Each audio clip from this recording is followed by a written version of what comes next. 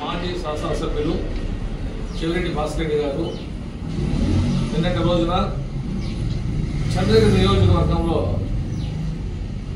ఆయన హయాంలో పనిచేసినటువంటి ఫీల్డ్ ఆఫీసర్లతో సమావేశాన్ని ఏర్పాటు చేసి చంద్రగిరి నియోజకవర్గంలో నూతన ప్రభుత్వం వచ్చిన తర్వాత ఈ 10 నెలల్లో అవినీతి ఉపాధి హామీలో భారీగా అవినీతి జరిగిందని ఆరోపించడం జరిగింది. మా యొక్క చంద్రగిరి శాసనసభ్యులు పులివర్తి నాని గారు ఆయనకి ఏ విధంగా అయితే ప్రజలు ఆయన హయాంలో జరిగిన అవినీతిని గుర్తించే దాదాపు ఎంత మార్జిన్ మందితో ఆయన ఓడించారంటే ప్రజలు గుర్తించారు, ఓడించారు. ఇకనైనా కూడా అభివృద్ధిని స్వాగతిద్దాం. ఆ విధంగా కూడా రాబోయే రోజుల్లో జరిగిన అభివృద్ధి కూడా మీరంతా చూడబోతారు ఈ మండల ప్రజలు కూడా. కాబట్టి నాని గారు ఆయన ఆధ్వర్యంలో అభివృద్ధి జరగదని, అభివృద్ధి ధ్యేయమని రాబోయే రోజుల్లో ఈ మండలంలో రైతాంగానికి అన్ని విధాలు, అదేవిధంగా మనం గతంలో కూడా మహిళా సంఘాలు కూడా 10 కోట్ల రుణాలు ఇచ్చాం ఇది వచ్చిన 10 నెలల్లో.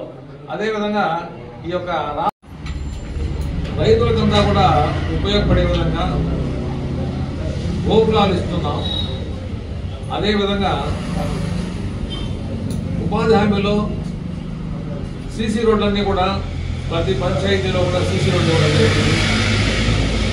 మన రామచంద్రాపురం మండలంలో గుండోడు కనుమ రోడ్డును కూడా 3.5 కోట్లతో మనం నూతనంగా నిర్మించడం జరుగుతూ ఉంది.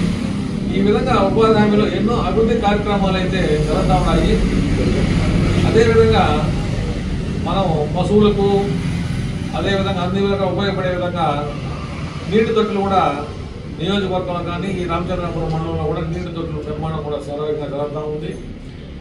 ఇటువంటి అభివృద్ధి పనులు జరగడం చూసి ఓర్వలేకనే భాస్కర్ గారు ఆయన హయాంలో పనిచేసినటువంటి ఫీల్డ్ అసిస్టెంట్తో వాళ్ళు ఏదో చెప్పి వాళ్ళు అనవసరంగా ఆరోపణ చేయడం జరిగింది. అదేవిధంగా ఈరోజు రామచంద్రాపురం మండలంలో మార్చి 27వ తేదీ ఇక్కడ ఉపాధి హామీ మీద సోషల్ ఆడిట్ జరిగితే ఇదే రామచంద్రాపురం మండలంలో గతంలో పనిచేసినటువంటి ఫీల్డ్ అసిస్టెంట్లంతా కూడా వాళ్ళ యొక్క పంచాయతీలో 1,85,000 రూపాయలు రికవరీ రాయడం జరిగింది ఇక్కడ. ఆ విధంగా వాళ్ళే గతంలో పొరపాటు చేశారు, తప్పులు చేశారు, రికవరీ కూడా జరగడం జరిగింది.